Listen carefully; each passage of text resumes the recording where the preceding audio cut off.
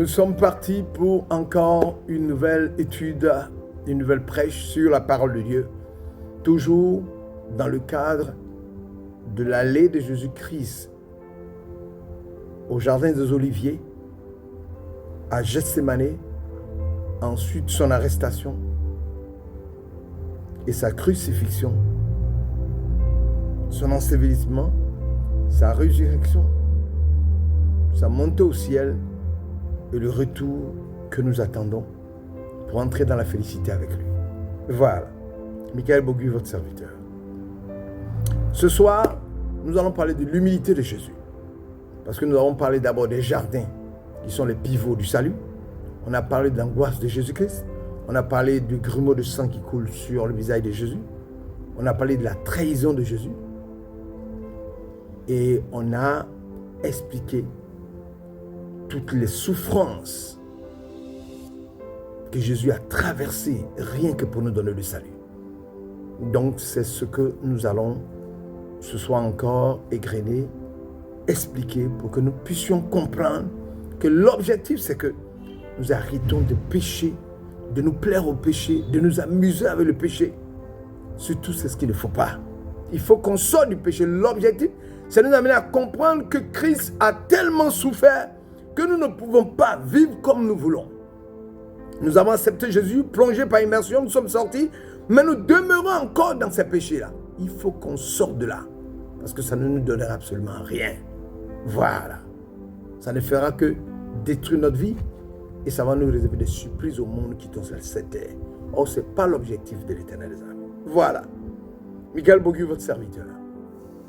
L'humilité de Jésus, nous allons parler de l'humilité de Jésus. D'abord, on va donner la définition de ce qu'on appelle être humble. C'est-à-dire l'humilité, qu'est-ce que c'est? Être humble signifie reconnaître avec gratitude notre dépendance vis-à-vis du Seigneur.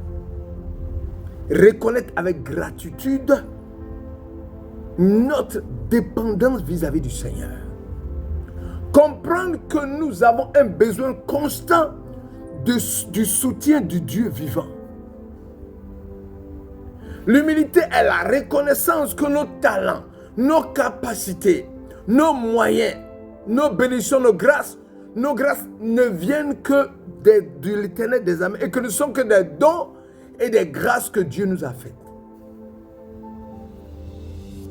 Il nous a fait ces grâces-là. Il nous a donné ces grâces-là. Il nous a bénis. Mais nous devons savoir que nous devons être reconnaissants parce que nous n'avons rien mérité, nous n'avons rien fait de particulier. C'est Dieu qui nous donne gratuitement. Je voudrais dire que ce n'est pas un signe de faiblesse, de timidité ou de crainte que d'être humble. C'est une indication que nous connaissons la source de notre vraie force. Nous savons que la source de notre vraie force ne vient pas des fétiches. La source de notre vraie force ne vient pas des idoles. La source de notre vraie force ne vient pas de nous-mêmes, notre propre intelligence. La source de notre force ne vient pas de nos capacités. Mais tout nous vient de l'Éternel. C'est une indication que nous connaissons la source de notre vraie force. Nous pouvons être à la fois humbles et sans crainte. Nous pouvons être à la fois humbles et courageux. Voici la définition qu'on peut donner de l'humilité, de ce qu'on appelle être un être humble. Jésus-Christ comme existant déjà, parce que la Bible déclare au commencement, tout comme Dieu.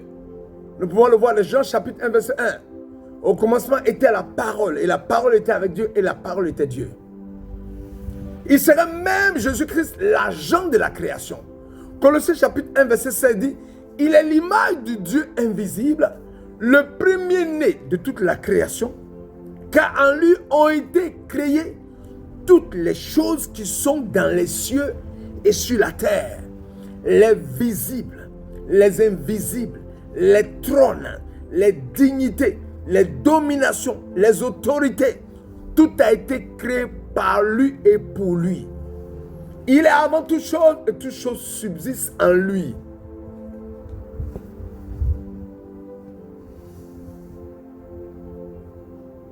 Donc, il ne fait pas donc partie de la création. il est lui-même création. D'un côté, il est aussi présenté comme le premier-né de toute création. Colossiens 1,15.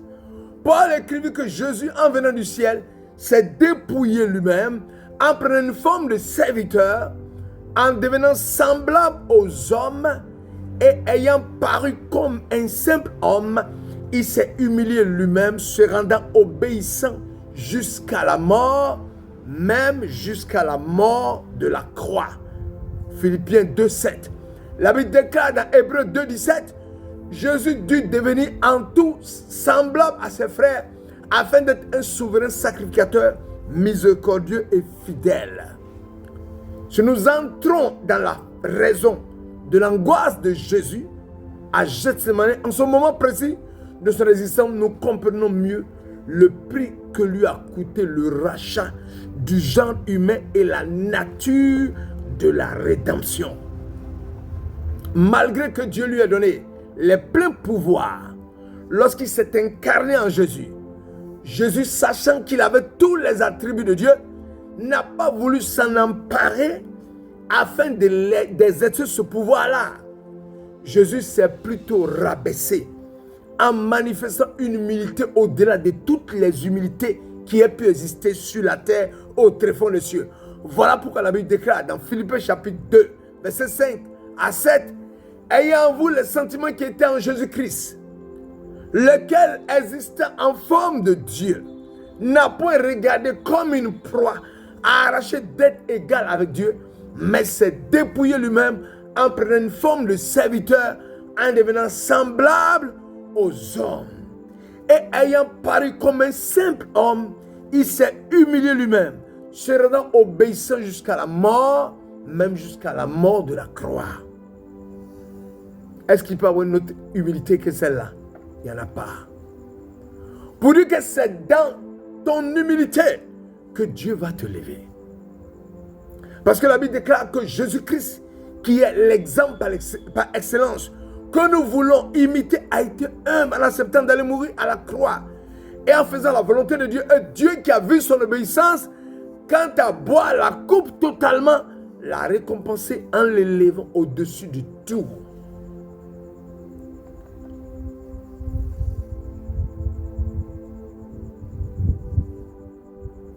Il multiplie les talents. Dieu multiplie tes talents pour que tu sois rempli d'humilité. Mais ne crois pas que Dieu, ce qu'il t'a donné, c'est pour que ça te monte à la tête. Si tu es un homme, tu montes. Il n'y a rien à faire parce qu'il a des bénédictions pour toi.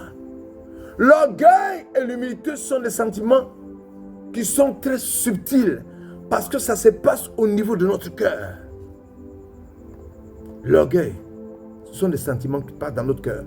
Le plus grand parmi vous doit être votre serviteur. Qui sera abaissé, qui s'abaissera sera élevé. Qui est le plus grand? Est-ce que c'est celui qui va réussir tout ce qu'il entreprend qui est le plus grand? Est-ce que c'est celui qui sait tout ou qui a une grande renommée qui est le plus grand? Dans ce texte, Jésus va s'adresser à la foule et à ses scribes en parlant des pharisiens et des scribes. C'est maintenant qu'il est important de comprendre que nous ne sommes plus de ce monde grâce à Jésus. Sans notre nouvelle naissance et l'appartenance au royaume de Dieu, voici les choses que l'on rechercherait. Mais nous ne faisons plus partie de ce monde. C'est la raison pour laquelle la Bible nous considère comme des êtres extraordinaires qui ont changé au contact de Jésus-Christ de Nazareth, qui ont changé au contact du Saint-Esprit.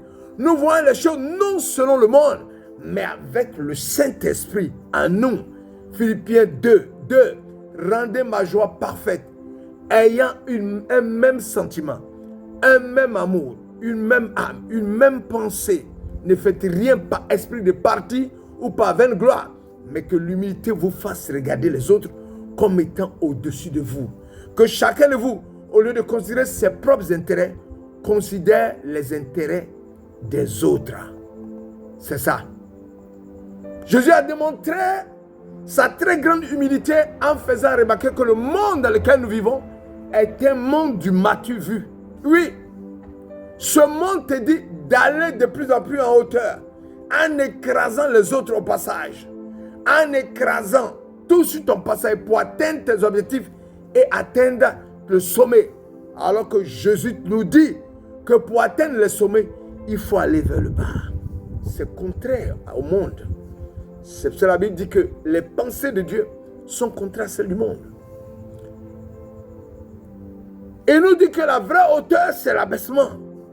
Alors que le monde nous dit la vraie hauteur, c'est l'élévation. La vraie hauteur, c'est être serviteur des autres. Jésus vient par ce message bouleverser les codes et va nous rappeler que si nous marchons à lui, nous ne sommes plus soumis aux façons de faire de ce monde. Cela va nous amener à penser à ce verset du Proverbe 29, verset 23. L'orgueil d'un homme la baisse, mais celui qui est humble d'esprit obtient la gloire. Pour qu'elle soit mise à la disposition de l'œuvre de Dieu, bien sûr. Jésus va tout bouleverser en disant que celui qui s'élèvera sera abaissé et celui qui s'abaissera sera élevé. Il va nous dire le contraire de ce que le monde nous dit. Pour atteindre le sommet, c'est vers le bas que nous devons aller et surtout en précisant que le plus grand parmi nous sera notre serviteur. Tu veux atteindre le sommet, sois le plus grand serviteur. Il n'y a pas de raccourci dans le royaume de Dieu. Je t'encourage à regarder les valeurs du royaume de Dieu, les valeurs de l'humilité et éventuellement mettre en place des changements si cela est nécessaire. Regarde comment tu peux servir ton prochain à l'église, dans ton église, dans ta famille, parmi tes amis, dans ton quartier ou dans ta ville. Il y a tellement de façons différentes de bénir et de servir les gens. Soyons créatifs, mais surtout, mettons en pratique la parole de Dieu afin que nous soyons bénis en tant que serviteurs de Dieu. Père éternel, Jésus-Christ de Nazareth est venu dans une humilité totale. Il s'est livré. Il a abandonné tous les pouvoirs. Il a tout lâché parce qu'il voulait descendre comme un homme et vivre dans l'humilité, avoir faim, avoir soif, souffrir des clous, être percé. Toute cette souffrance, c'était pour montrer aux gens humains qu'il est rempli d'humilité. Regarde son lieu de naissance. Jésus-Christ n'est pas né dans un hôpital avec tout le confort. Il est né dans une table. Il arrive dans une ville où il n'y a même pas de place pour lui. Quelle humilité! Quelle humilité Dieu a voulu nous montrer. Il naît dans une mangeoire. Et il va grandir dans l'humilité en tant qu'un enfant. Et après, l'Éternel va le couvrir de sa puissance. Il va commencer à opérer dans le surnaturel, dépassant tout individu. C'est-à-dire, la Bible même, elle tourne autour de Jésus-Christ de Nazareth. Dieu incarné, rempli de l'humilité par excellence. C'est-à-dire, pour vivre là, on n'a pas besoin de rien que c'est Jésus-Christ qu'on doit regarder seulement et puis notre vie. Si nous respectons le commandement, nous marchons selon Christ, nous respectons ce commandement, nous étudions la vie de Christ, elle est suffisante pour nous amener à être des personnes transformées, bouleversées, qui marchent selon le Saint-Esprit. Père, bénis-nous ce soir. Nous sommes venus montrer l'humilité de Christ. Que l'Éternel nous bénisse en nos rangs grades et qualités. Nous continuons encore l'humilité parce qu'il y a beaucoup de choses à dire sur l'humilité de Christ. Bonne soirée et à demain pour continuer. Demain, nous allons aborder un autre thème. Nous allons aborder Jésus le Rédempteur. Jésus le Rédempteur. Soyez bénis et à demain.